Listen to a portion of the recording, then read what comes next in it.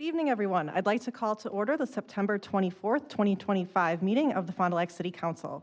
The first item of business is roll call, which is done electronically, and I will declare a quorum present with Mr. Schisler absent. The next item on our agenda is a Pledge of Allegiance, which is followed by a moment of silent reflection. Please rise.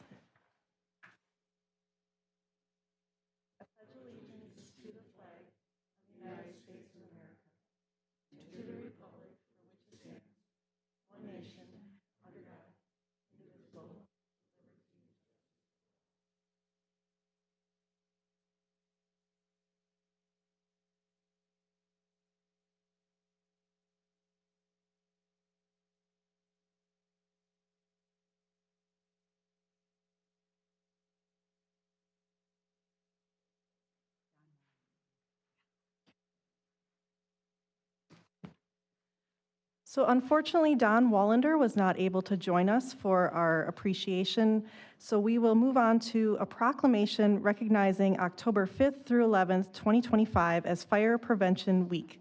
So if Chief Garrettson could meet me, or do we have others who are joining us? Awesome. If you want to meet me down in front.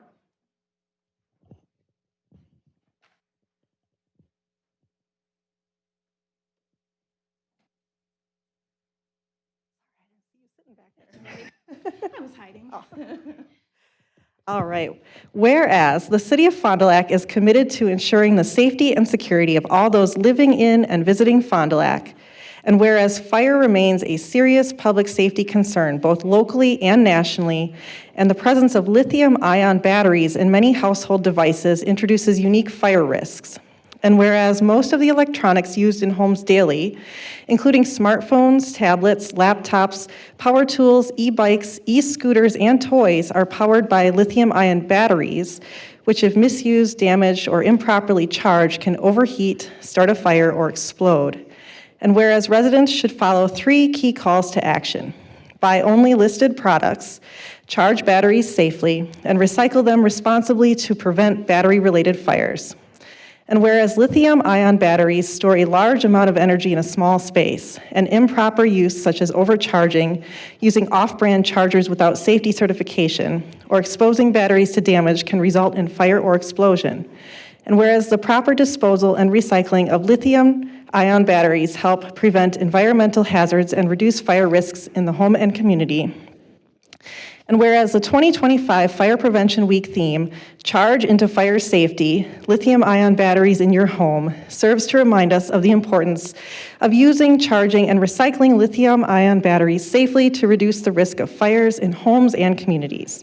Now, therefore, I, Tiffany Brault, President of the Fond du Lac City Council, do hereby proclaim October 5th through 11th, 2025 as Fire Prevention Week, and invite the community to attend an open house at the Fond du Lac County Fairgrounds on Tuesday, October 7th from 4 o'clock to 7 o'clock p.m., featuring Fond du Lac Fire Rescue and other fire departments throughout the county. So there's your proclamation. Would you like to say a few words? Yes. Fond du Lac Fire Rescue would just like to thank the city's support for Fire Prevention Week. We have in the city had several lithium-ion battery-related fires in the last few years, so this is a very important topic for us.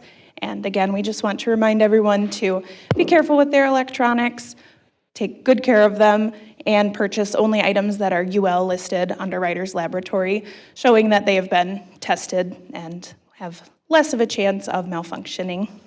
And again, we invite everyone to come to our open house on Tuesday, October 7th. We will be there along with 8 other Fond du Lac County departments, so it's going to be a very big, exciting event.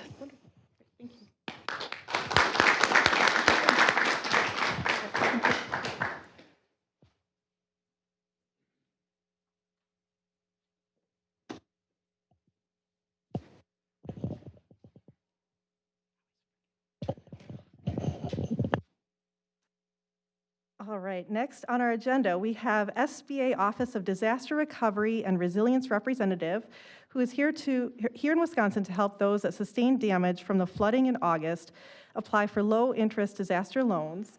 And we have Ms. Tatori Martin. Did I get that right? Marion. Marion, I'm sorry. That's okay. Good afternoon. I'm Tatori Marion. I'm a public affairs specialist with the Small Business Administration, and we are in the area for the storms that happened August 9th through 12th of 2025.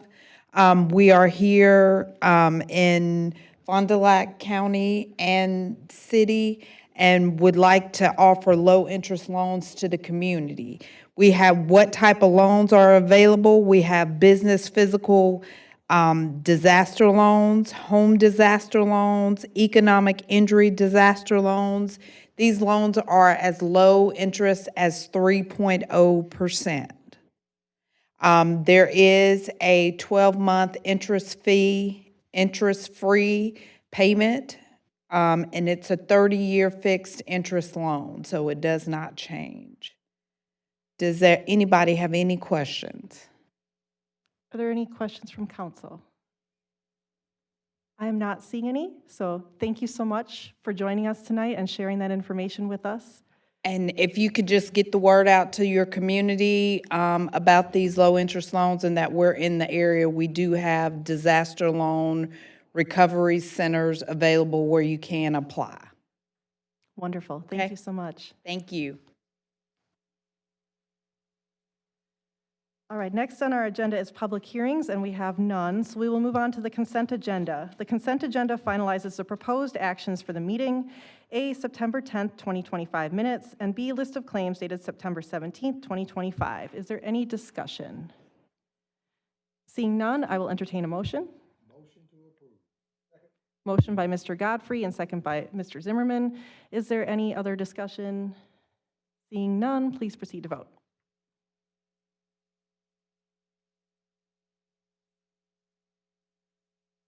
And that passes unanimously. Next on our agenda is audience comments, agenda and non-agenda items. The presiding officer will limit speaking time for non-agenda items to 1 minute and items noticed on the agenda to 5 minutes. Do we have anyone wishing to speak? Looks like we have just one who signed up. Ms. Mand? Yes. All right. So we have John Joseph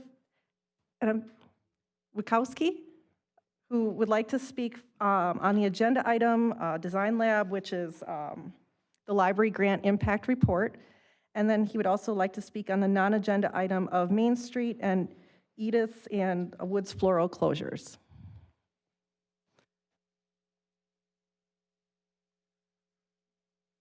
Hello there. Thanks for allowing me to speak to these items. I go to the library a lot. I notice that there, especially this summer, there's been a lot of youth activity from the design lab downstairs in the library. I'm hoping that you guys can work with maybe other communities that are facing similar situations and try to keep these programs running. We need to do whatever we can do to encourage creativity, to encourage people youth to explore their potential and to deploy in other areas of their lives, other facets, because that's the only way that I can see us as a country bringing jobs back, quality jobs back. I know when I take a bus, I see, especially Giddings Lewis building, and I'll see that where the administrative, where they removed the entire block of housing to make room for the administrative staff, and as a growing company, and now I see it pretty much empty, and the building just sitting empty, and I keep thinking that maybe if we would have had such a facility going, we could have been able to maybe attract and keep those jobs here in the city. I know our president is really trying to cut back funding for everything and anything, and that's not a good way to go. We need to get people, the kids especially, to be more creative, to think out of the box when they're building their stuff their own projects that they want to do. That they keep going in life with being that same creativity.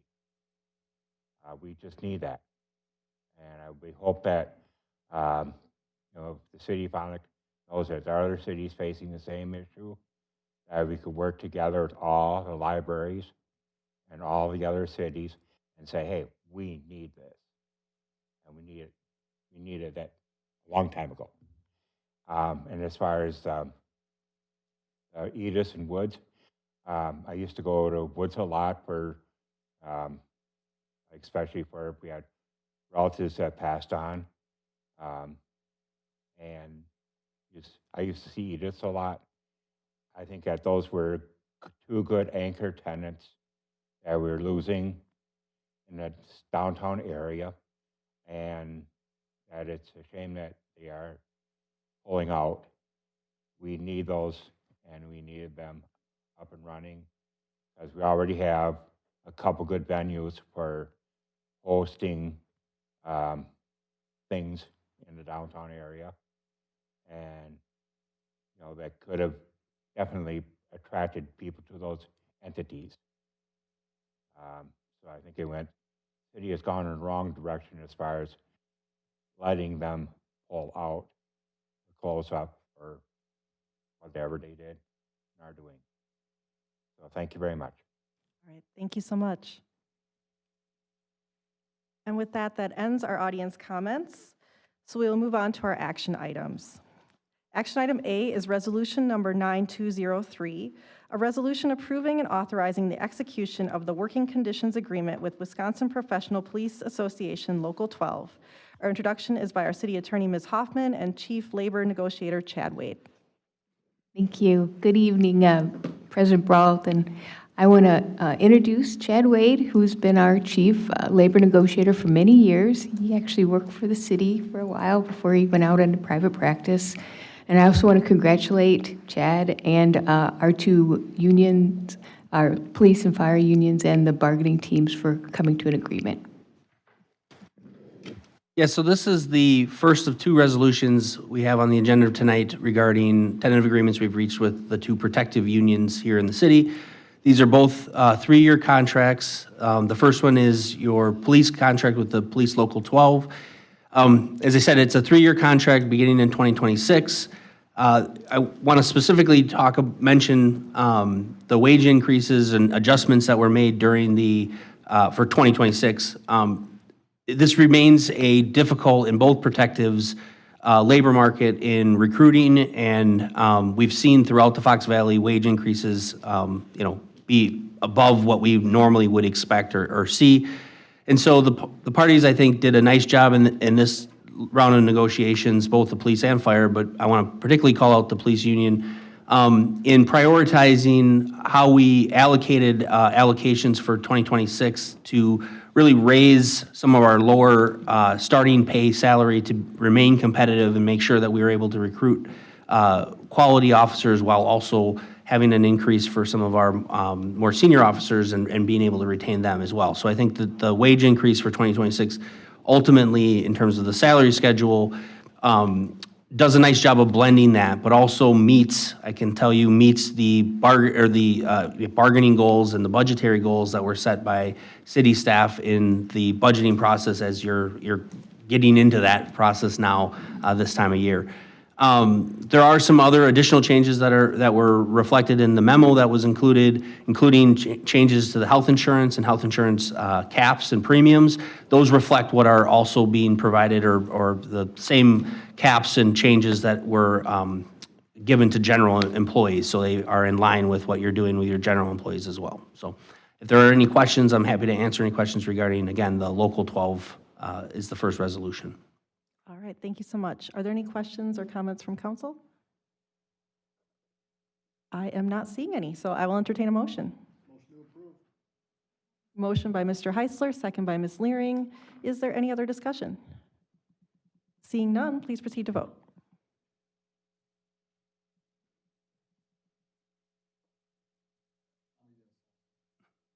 And that passes unanimously.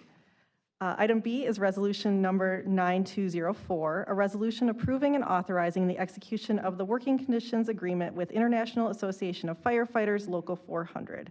And I'll just turn to Ms. Hoffman and Mr. Wade. Is there any other additional information you'd like to share on this No, again, similar to the last resolution, this is a 3-year agreement, and again, we do recommend it does meet the bargaining goals that have been established by staff and when building the budget that you'll be looking at. And again, I want to thank both bargaining teams, for being diligent and respectful at the bargaining table and able to get to this resolution. Wonderful, thank you. Are there any questions from council? Seeing none, I will entertain a motion. Motion to approve. Motion by Mr. Heisler, second by Mr. Mullen. Is there any other discussion? Seeing none, please proceed to vote.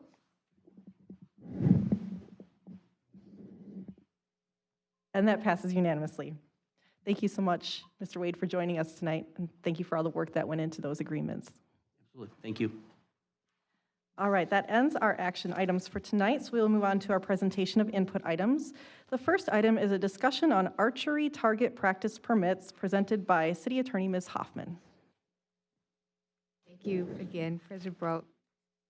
This was brought to my attention by Assistant Chief Laridan, and there's history on this. The city had an urban bow hunting permit many years ago, and then the state passed a restriction saying you can't regulate bow hunting cities.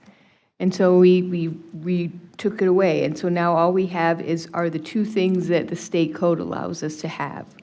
Well, when we were cleaning out that urban bow hunting, apparently we took out the archery permit as well. And there are some people who are still interested in practicing archery. And so I would like to add that back into the code to allow them to apply to the police department, who then goes and checks and makes sure it's safe, so that they can do archery practice at their home if they have the right space and, it's not going to be a threat to neighbors.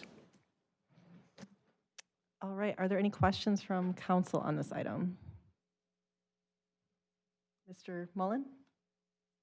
Yes, so we're looking at people doing this on their property, on their homes? Correct. If they can meet all the safety Okay. requirements. So it's going to be people with like bigger lots, I think. Yeah, I would think. I mean, in general, I'm in favor of this. When I lived in Minneapolis, they had archery ranges in some of the parks, and it was very nice to go out there and shoot. So as long as it's as long as the site is vetted and it's safe, I'm in favor of this. All right, are there any other questions or comments from council? Mr. Heisler? Okay. This is Antonio. There we go. Okay. Just making sure, Ms. Hoffman, I just wanted just one point of clarification. You said that this basically is just going to, once we're done, mirror state code, correct? No, they don't regulate archery practice permits in the Okay. state code. So it's silent on it. So Got it. we can put this in our code. We won't be in violation of the state code. Okay, that's what I was wondering. Thank you so much. Appreciate the clarification. Well, and if I could just jump onto that question. So what you are proposing is it basically just putting back into our code what was already there? Right. We'd had this in the past. And again, when they changed the code, in an abundance of caution, we took that out. But I don't think we needed to do that. I think we can have this. Okay, so there's really no changes. Do you know when this was taken out? Was it fairly long ago or recently? Yeah, it was, maybe 2013, 2014. But recently you've had people who've been asking about it now? Yes. Okay. All right, well, it's interesting that there's interest in that. Mr. Mullen? Yes, just one question. When the permit is issued, is an inspection required? Yes. Okay, so that's a condition of getting the permit? All right, very good. Thank you. All right, well, I'm not seeing any other questions from council, but so would you expect this would come back at our first meeting in October? Sure. We'll bring it back then. Okay, so then we have time if we have questions in the meantime, or if we get questions from residents too, because now that We've discussed it a little bit. There might be some questions because thinking about archery in the city is an interesting possibility. So, all right. Well, seeing no other questions, we will move on to item B, which is Library Grant Impact Report, which will be presented by Interim Library Director Ms. Burgess. Hi, thank you. So I brought some guests with me tonight, but I would like to introduce you to the idea that the library has been receiving a more than $300,000 grant annually for the last 4 years from Dramatic Results, which was the manager and fiscal agent for a Department of Education grant to bring STEAM education to kids in Fond du Lac, which is pretty incredible when you think about the entire country. It was intended as a 5-year program. The Department of Education has pulled the funding for the final year. So, surprise, we are suddenly ending the program a year early. But it has had a great impact to almost 500 kids in our community. And I brought 2 of the staff members with me tonight. So they are Laura Volsing and Crystal Zulke, and they would like to tell you a little bit more about the activities they've been doing. Hi, I'm Crystal Zulke, and I'm fairly new into the area. I was working in the school systems in the Oshkosh area before this, and I was drawn through the listing because of what Design Lab promised. And if you're not aware of what Design Lab is, I can tell you it's a STEAM-based program, so we do those STEM concepts, but then we build in the art along with that. And what the kids do with that is really interesting because some of them like the architecture of building things, some of them like the artistic elements, some like the science-based elements. So within STEAM programming, it's never just one thing. It's very diverse in what we did. I can tell you that the kids do design thinking. If you don't know what that is, it is, we kind of give them a concept. This year's was a food truck. And they got to, I mean, we did a lot of other things as well, but their big design thinking challenge that they really locked into was a food truck where they got to draw a theme for their truck. So it could be sports, it could be space travel. There was many different elements. And then they drew a food, and it could be anything from boba to tacos to, it was pretty diverse. We had pre-service teachers who came in and helped facilitate this with us. We had an amazing team, and I call them our dream team. It was really, really cool experience. The kids bonded with them really well. And I've said it before, I'll say it again, but I think in the world at large, we tend to tell kids, or even adults, we're gonna be creative today. And then we say, here's the media you're gonna use, here's the thing you're gonna create, and then we all kind of create these similar things, which is fun, and I'm not discrediting it in any way. But the buy-in that we had from the kids in this program was so heavy that in the school system, I would fight for them to stay invested in a lesson or in a unit, right?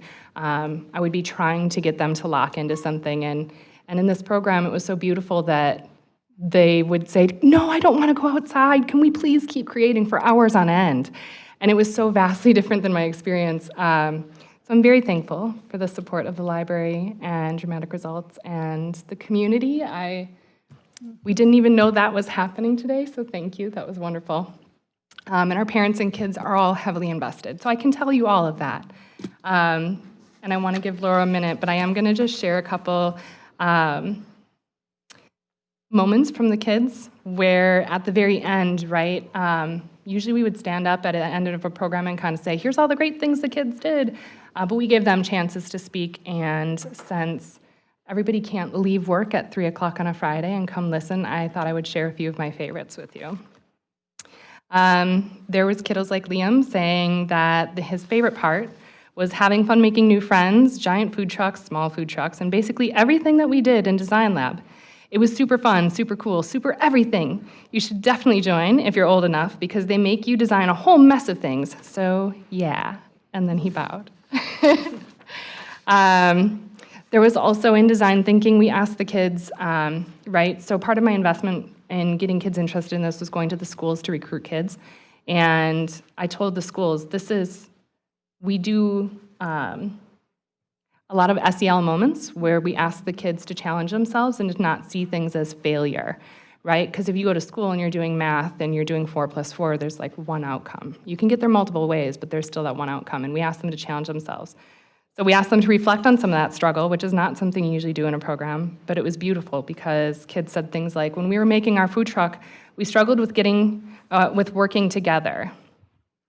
But then we figured it out by making small groups or working on individual tasks, and in the end, it was really fun. And my last one that I'll share is Daphne, who said, I think Design Lab was a success for me. We had a couple of disagreements in our food truck, but we got through it. I'm very proud that I did that because I have struggled working in groups in the past. So I'm just really proud of myself. And so if you ask what the program is, I can tell you a lot of things we did, but I think that's the meat of it. Thank you, Crystal. I don't know if I have much to add about it. But just thinking about what we want for our community, and Design Lab was really unifying in terms of partnerships, in terms of families, and you think of how many places where people come together and despite differences, they can make something really beautiful. So I think people need that container. We had so many wins for these kids to be able to experience something beyond yourself, right? Some can say you're unlimited, but until you have that experience, it doesn't change you. And kids just loving to learn. I think as adults, we think that learning has to be separate than fun. I don't know where that happens or what age, but true learning is fun, and you want to tell everyone. I still remember a grandma who came to Showcase, and she said, gosh, like it's so fun because we're learning from our student because she comes home so excited. So we're learning all the stuff that we never knew. And so I think that's like the true gift of learning. It changes a family, changes a community.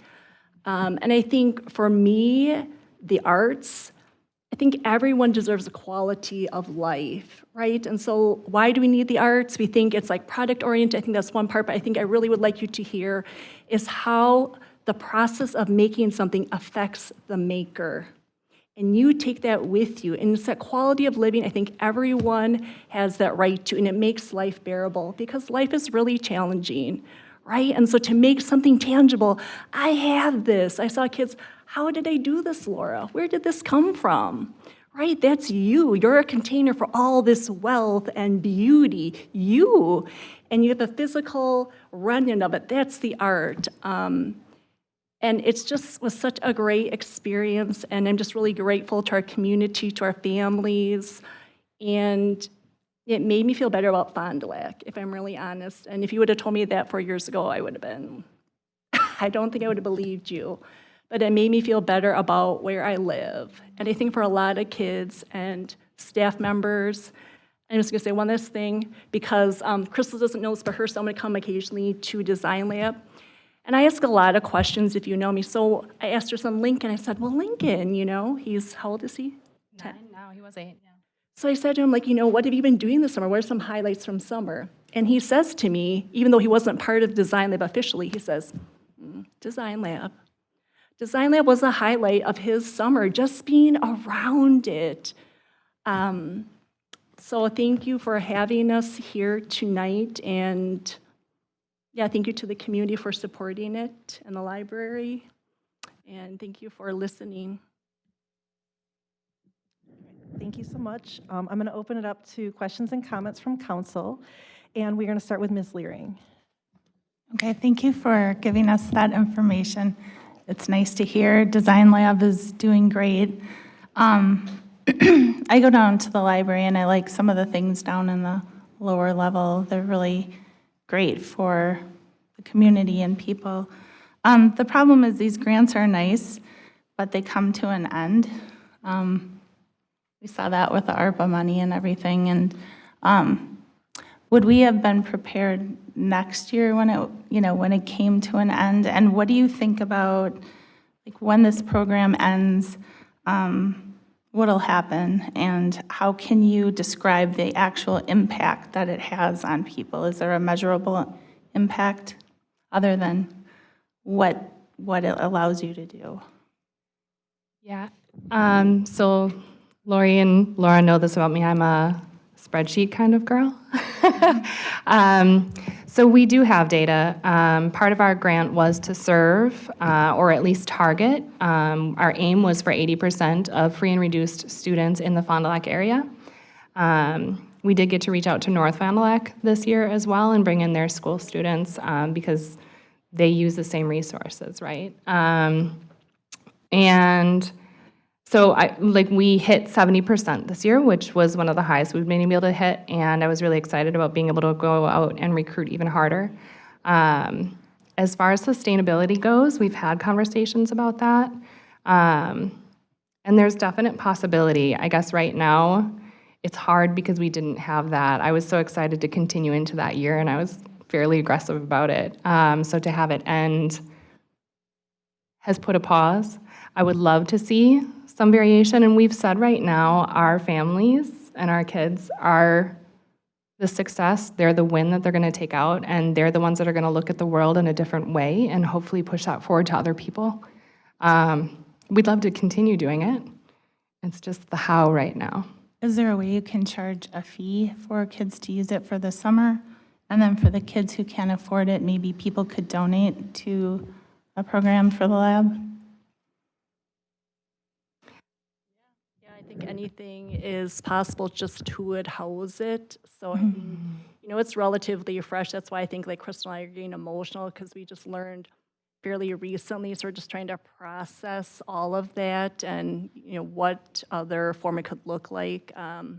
Yeah, definitely charging or scholarships, and it could definitely be done with less materials. Yeah, there's all sorts of variations. We had talked about part of our, we had a bigger summer. So we would have upwards of, I think we had 40 kiddos in one of the camp weeks, which in the Idea Studio in that basement level can be really quite chaotic in that space, right? And so we, this summer, had actually tried sampling being at Marian University. We were very lucky to have that space, and it was definitely something that we had factored in post 5-year, whether or not that would be something that we could do.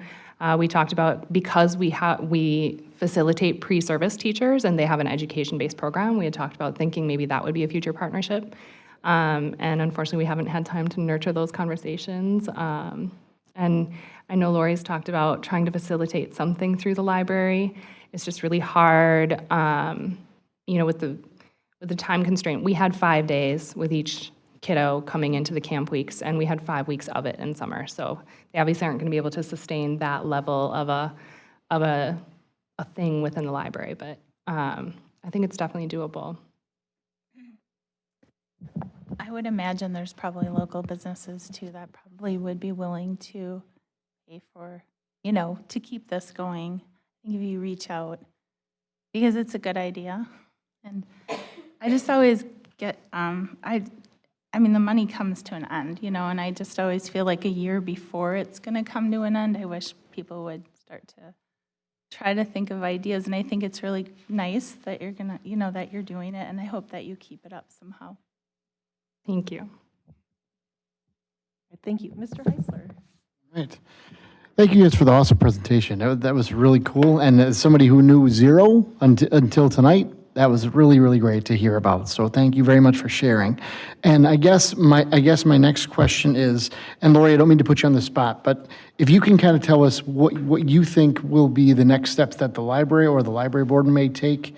I know all this is really fresh, and I don't want, I know that you're still kind of figuring it out as you go, but can you give us what you would hope would happen next? My hope, and cross your fingers, we just found out less than a month ago that the funding was going to be pulled, and the fiscal year ends at the end of this month. So literally, we've had less than a month's notice versus 13 months. So my hope is that instead of a 5-day program that kids participate in, that we can possibly do a half day. Now, there's no way to shove 5 days of learning into a half day. Obviously, it would look very different.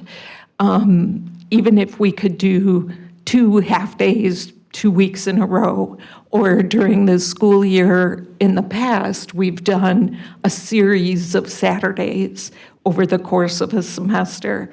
Of course, that takes staffing and money for supplies, and that's where the grant money came in, right? So once we're able to catch our breath, we'll hopefully be able to revisit that and offer something. We already do have some programs that are STEAM-based for kids. Of course, through the library, our programs are free. We can only charge for supplies by state statute. But we do have programming money, that we can try and fund those things. So it's a matter of working out all of those details. But STEAM programs have always been super popular at the library. And so in the meantime, we have the Barden Teacher Resource Area of kits for kids and families that deal, the kits are organized by science, technology, engineering, arts, math, music, movement, and reading. So if your kids are interested in robotics or electronics, we have kits literally that families can check out. It's not the same, but in a pinch, kids and families can get a lot of exposure. Well, thank you very much for the response, and I'm sorry that all of you are having to navigate this. This has got to be very difficult. So thanks for coming, thanks for sharing, and thanks for being as authentic as you can be in a difficult time right now. Appreciate it very much. Thank you. I'm not seeing any other questions or comments from council, so I'm going to jump in, and I have a lot of thoughts, because so I had 2 of my kids were able to participate in Design Lab. And I don't know if you highlighted this, but the program was specifically for children entering grades 3 through 5 for the summer program. And so my youngest is in 2nd grade this year and was planning to hopefully apply for next summer. So there's been a lot of angry tears at my house because I also want to emphasize just how abrupt this ending was to the program. To Ms. Learing's points, you didn't have a lot of time to really, let this sink in, what was happening, right? Correct. Yeah. And one of the things that I actually just learned at our last library board meeting from Sharon Simon, who's a former superintendent for the Fond du Lac School District, is I didn't realize that when the grant was written, that it was actually a partnership with the school district and the library, because at the time, we used to have our STEM Academy was grades 3 through 12. And so kids that were interested in STEM learning could apply to go to our public charter school as part of our district to start their STEM learning. And because we were going to limit the STEM Academy to only middle school and high school, and so we'd no longer have those grades 3 through 5 that could go to that school, there was this opportunity to at least offer some STEAM learning to our students here in Fond du Lac. And so it's just an incredible opportunity that we had to at least offer something for those kids that are interested to hopefully, spark something. So maybe some of them would continue on to STEM once they hit 6th grade. So first of all, it's an incredible partnership, but also just an incredible loss that we're losing this opportunity now. And I wanted to point out what was mentioned to us in our library board packet of why this grant ended. And so it says on September 2nd, 2025, we received notice from Dramatic Results, the nonprofit administrator of the SEED grant, that the Federal Department of Education would not be continuing its funding for the final year of the grant. They had determined that the grant was no longer in alignment with the current administration due to the inclusion of some DEI-related activities in the grant narrative. And I know DEI has kind of become a political minefield, football, but because of partisan politics, we're losing an incredible program here in our community that served our kids. And I promised I wasn't going to cry, but I might. Because what was amazing about Design Lab is that you were trying to reach the kids who were traditionally some of our marginalized populations, kids who were lower income, but that did not mean that any kid didn't have the opportunity to apply to be part of Design Lab. And I guess I'm wondering, did you ever have to turn any kids away? So coming in, we actually, I don't think we turned any kiddos away. We had kids that changed their mind or had different programming, you know, like soccer, and there was many other sports-related things that came up they weren't able to meet within, because we did have, with our staffing, right, you would have to allocate the number of kids that could be per classroom, really. And so they might not have been able to be in the week that we aligned them to. And we tried to offer opportunities to come in those other weeks, but if it didn't work out. But we, in the past, maybe, I guess, if there was ever, because we didn't have, our pre-service teachers are not specifically trained in special education. And so if there was something where we couldn't best serve that student, then we would have to make those calls and talk with the families, but not for any other reason. Yeah, and I was kind of assuming that was the answer because, you know, like I said, two of my own kids were able to participate. I have friends who have kids in that age range who were able to participate, and they're not necessarily a marginalized community member. They're, you know, but their kids were able to come together with all kinds of kids from our community. And I think it's a real disservice that we're losing this grant because it recognized that we have kids in our community that maybe need a little more, you know, reaching out and an opportunity to participate in something like this. And for those kids to now have lost that possibility is just such a loss for our community. So, you know, I'm very angry, and I think that needs to be recognized that we've lost something. Because I do also want to have you emphasize how many different communities were able to receive this grant. There were 3 communities nationally. So we were one of 3. We had, Maryland had an ecosystem. They worked with gifted and talented middle schoolers. California had an ecosystem where they were sampling the same type of process, and then Fond du Lac, of all places. And sadly, Fond du Lac is the only one currently that's not living on, which feels a little personal, but at least we had the opportunity where we did, and we'll see what we can do from here. Yeah, and I just want to emphasize that's so incredible that we are one of 3 communities in the entire country that received this grant, that had this opportunity. And I just, again, want to thank you and all of the pre-service teachers and staff that have put their time and energy and love into this program. Because if I can just take another minute just to share it, like, so my son Charlie, he was in I think the very last week this summer. And, you know, he's a kid, he loves math. Like, that's his favorite thing. And he loves building Legos and things. But he's often kind of, you know, he does his own thing, right? And so at the end of the week, they invite families to come and see what their kid was able to do at the library, or at Marion, when we had it at Marion. But just seeing how those kids all supported each other, how they came together to solve a problem, to figure out, you know, how to support each other in their different abilities and needs, and just seeing how excited they were to share with all of us that were gathered there about what they were able to accomplish was just so incredible. And like, as a parent, like, that's just such an amazing thing that I got to experience that too.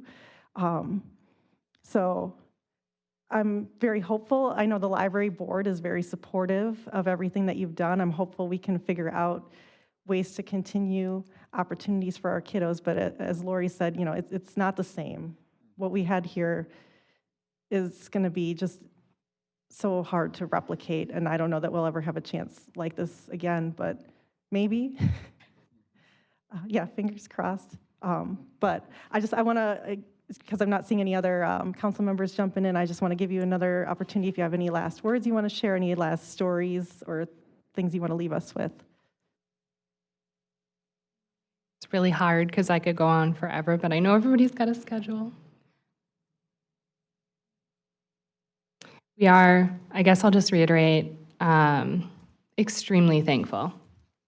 The kids would ask us if they could come back. We had the 5 weeks, and they would ask me, can I go back next week? And I was like, we're going to do the same thing. Like Monday, Tuesday, Wednesday, Thursday, Friday is the same every week, buddy. It's, you know, like, and they're like, that's okay, because next time I'm going to do this, you know? And so that was really unique for me to experience, and it was wonderful to see them want to come back week after week, and the parents saying, if we could, we'd sign them up every week. And so, yeah, I think that's the uniqueness of the program, is to have something where the kids wanted, even if they did the same thing. We had, I don't know how many of the kids said that. I think Charlie was actually one of them saying, it's okay, I'd come back all 5 weeks and do the same. I'd do something different every time. So it was a lot of fun. So thank you to the parents and the kids and the school district for allowing me to come in and do my crazy lessons with them, and let us recruit from there, and to Marion and the library, just to everybody. The community really has, from the outside in, because I have been in the Oshkosh area. I don't know that I've ever been, I don't know that I've ever felt this welcomed. So thank you. Well, thank you guys for running the program and being as committed to a grant and to our kids and families, because it's going to be memories like this and programs like this that will make our kids want to return as adults. And that's ultimately what our goal is, right? We're going to need more workers and people to come back to Fond du Lac.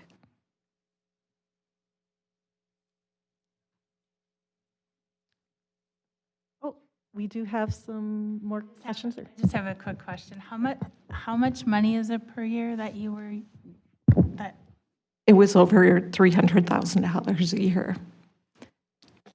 But that included staff development, supplies, and personnel. So it was a big grant for our little library and our community, but it had a big impact for those families that participated. Have you found another grant like it? I mean, have you looked at other grants that you could maybe apply for those to keep it going? Dramatic Results is looking for additional grants to replace or possibly fund the final year of the program, but of course, it's been less than a month. So they also submitted an appeal to the Department of Education, but of course, we haven't heard on any of those fronts yet. I've personally gone out and looked a bit too, because I know like we have the ability to apply outside of that.